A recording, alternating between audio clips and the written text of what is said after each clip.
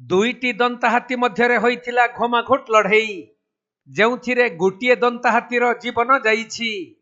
ଯେଉଁ ସ୍ଥାନରେ ହାତୀ ଦୁଇଟି ଲଢ଼େଇ ଲାଗିଥିଲେ ସେହି ସ୍ଥାନର ଠାଏ ଠାଏ ରକ୍ତ ପଡ଼ିଥିବା ବେଳେ ମୃତ ହାତୀଟିର ଦାନ୍ତ ଭାଙ୍ଗି ଯାଇଥିବା ଦେଖିବାକୁ ମିଳିଛି। ଢେଙ୍କାନାଳ ବନଖଣ୍ଡ କାମାକ୍ଷାନଗର ପଶ୍ଚିମାଞ୍ଚଳ ରେଞ୍ଜ ଅଁଳାବେରେଣୀ ଫରେଷ୍ଟ ସେକ୍ସନ ଅନ୍ତର୍ଗତ ଜାମୁଝରା ଗାଁ ନିକଟରେ ଦୁଇଟି ଦନ୍ତା ହାତୀ ମଧ୍ୟରେ ହୋଇଥିଲା ସଂଘର୍ଷ, ଯେଉଁଥିରେ ଗୋଟିଏ ଦନ୍ତା ହାତୀର ମୃତ୍ୟୁ ହୋଇଯାଇଛି।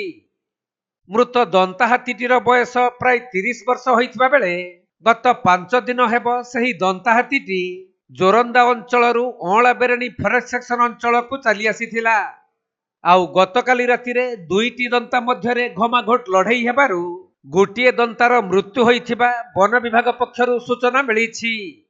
ଖବର ପାଇ ବନ ବିଭାଗର ଅଧିକାରୀ ଓ କର୍ମଚାରୀମାନେ ଘଟଣାସ୍ଥଳରେ ପହଞ୍ଚି ଦୁଇଟି ହାତୀ ମଧ୍ୟରେ ହୋଇଥିବା ସଂଘର୍ଷର ସ୍ଥାନ ଅନୁଧ୍ୟାନ କରିବା ସହିତ ତଦନ୍ତ ଆରମ୍ଭ କରିଛନ୍ତି।